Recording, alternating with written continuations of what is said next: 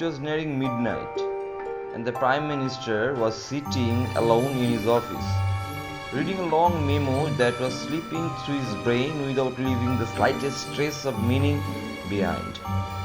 He was waiting for a call from the president of a far distant country, and between wondering when the wretched man would telephone and trying to suppress unpleasant memories of what had been a long, tiring and difficult week, there was not much space in his head for anything else. The more he attempts to focus on the point on the page before him, the more clearly the Prime Minister could see the gloating face of one of his political opponents. This particular opponent had appeared on the news that very day, not only to enumerate all the terrible things that had happened in the last week, as though anyone needed reminding, but also to explain why each and every one of them was the government's fault. The Prime Minister's pulse quickened at the very thought of these accusations, for they were neither fair nor true.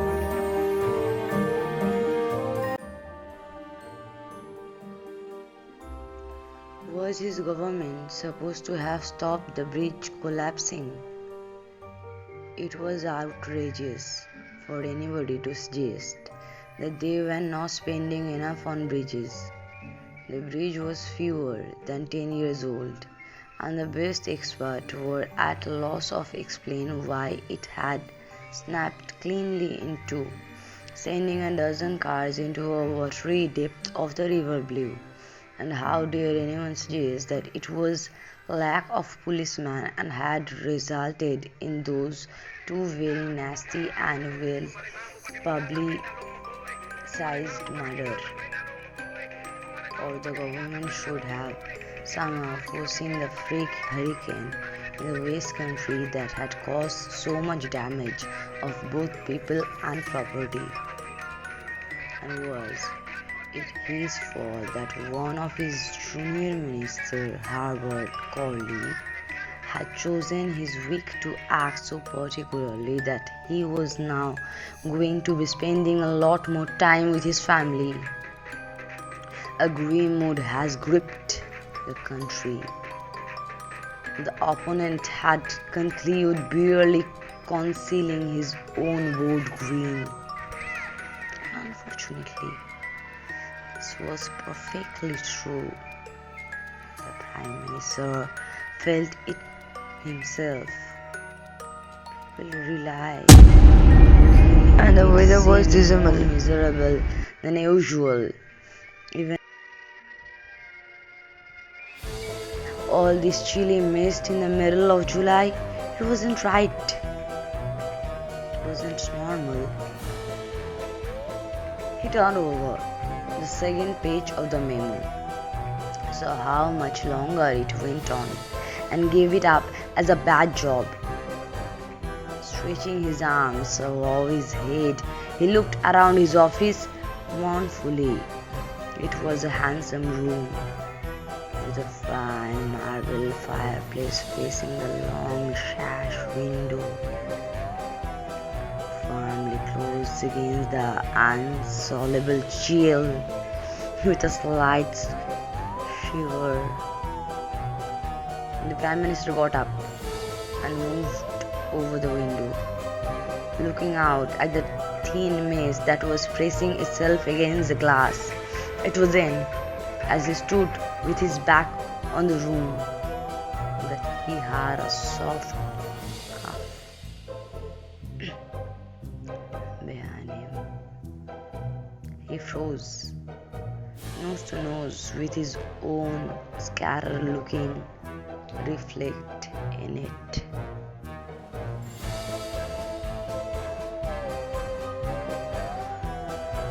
The dark glass. He knew that cough. He had heard it before. He turned very slowly to face the empty room. "Hello?" he said, trying to sound braver than he felt. For a brief moment, he allowed himself the impossible hope that nobody would answer him. However, a voice responded at once. A crisp, decisive voice that sounded as though it were reading a prepared for a statement? It was coming, as the Prime Minister had known at the first cough. From the frog-like little man wearing a long silver wig who was depicted in a small tea oil painting in the far corner of the room. The Prime Minister of Muggles? Urgent to meet. Kindly respond immediately. Sincerely, Fudge. The man in the painting looked inquiringly at the Prime Minister.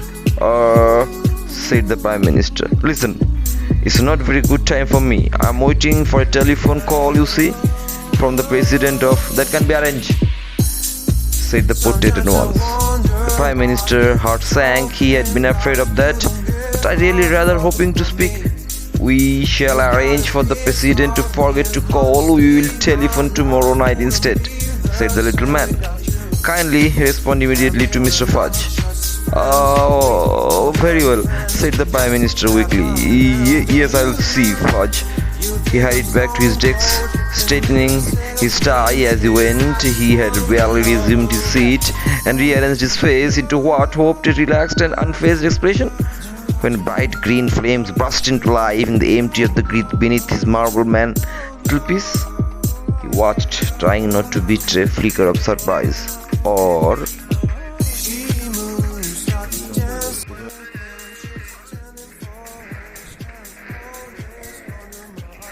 alarm as a portly man appeared within the flames, spinning as fast as a top.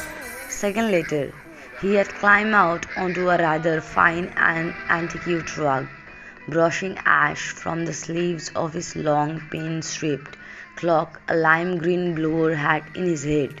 "Ah, Prime Minister," said Cornelius Fudge, striding forward with his head outstretched. "Good to see you again." The Prime Minister could not honestly return his compliment, so said nothing at all. He was not remotely pleased to see Fudge, whose occasional appearance, apart from being downright alarming in himself, generally meant that he was about to hear some very bad news. Furthermore, Fudge was looking distressingly careworn. He was thinner, leaner, and greyer, and his face had a crumpled look. The Prime Minister had seen that kind of look in his politician before, and it never boded well. "How can I help you?" he said, shaking Fudge's hand very briefly and gesturing towards the arrest of the chair in the front of the desk. "Difficult to know where to begin," muttered Fudge, pulling up his chair, sitting down and placing his green blower upon his knees. What a week! Had a bad one too, have you?" asked the Prime Minister stiffly, hoping to convey by this that he had quite enough on his plate already without any extra helping from Fudge. "Yes, of course," said Fudge, rubbing his eyes wearily and looking morosely at the Prime Minister. "I have been having the same week you have, Prime Minister. The Brookdale Bridge, the Bones and Vince murders. Not to mention the rockers in the West Country. You were. I mean to say, some of your people were involved in those things, were they?"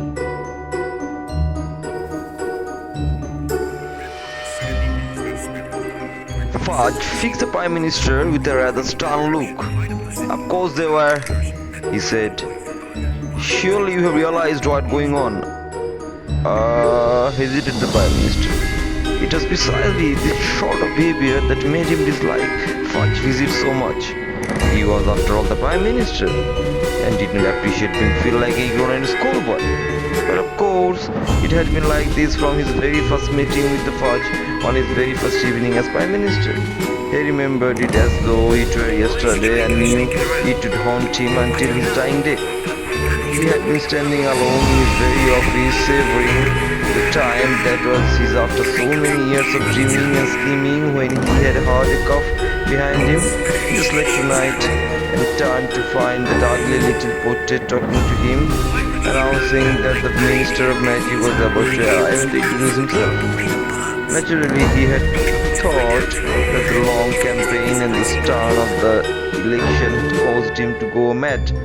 He had been utterly terrified to find a portrait talking to him, though he had been nothing to how he felt when a self-proclaimed wizard had bounced out of the fireplace and shaken his hand. He had remained speechless throughout Fudge's kindly explanation that there were witches and wizards still living in the secret all over the world, and his reassurance that he was not to bother his head out about the Ministry of Magic to responsibility for the whole wizard community and prevent them non-magical population from getting wind of them. It was, said Miss Fudge, a difficult job that encompassed everything from regulation on responsible use of boomstick to keep the dragon population under control. Prime Minister remembered clutching the desk for a support at this point. Fudge had then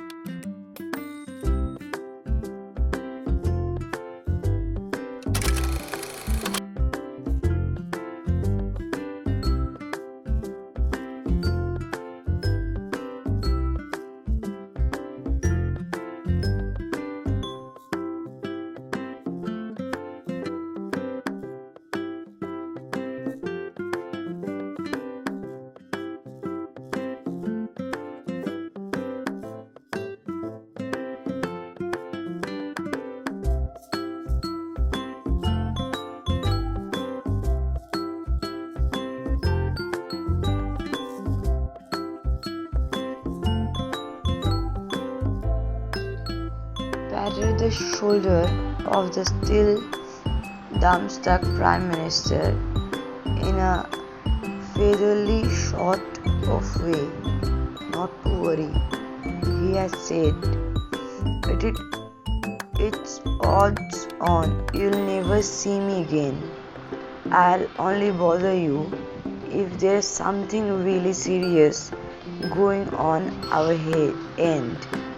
Something that's likely to affect the muggles, the non-magical population, I should say. Otherwise, let's leave and let live. I must say, you are taking it a lot better than your pre-Red Cross. He tried to throw me out of the window. Thought I was a hoax planned by the opposition. At this, the Prime Minister had found his voice at last. You are...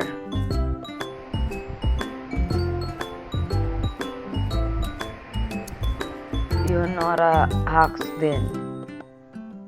It had been his last desperate hope. No. Fudge gently. No. I am afraid. I am not. Look. And he had turned the Prime Minister teacup into a gabble.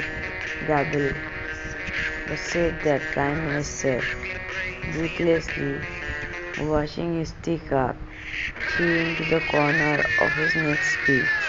But why? Why has nobody told me?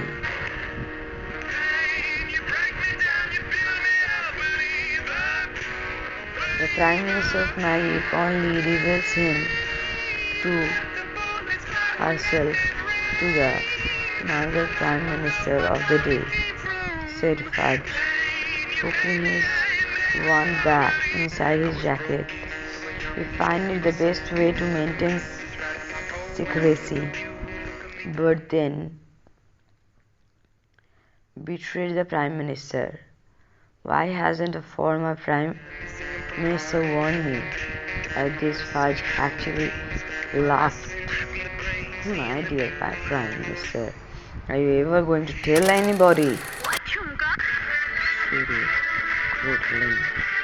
I had thrown some powder into the fireplace, stepped with the Barman flames that vanished with a washing sound. The Prime Minister had stood there quite motionless and realized that he would never, as long as he lived, he would mention his encounter to a living soul. The wide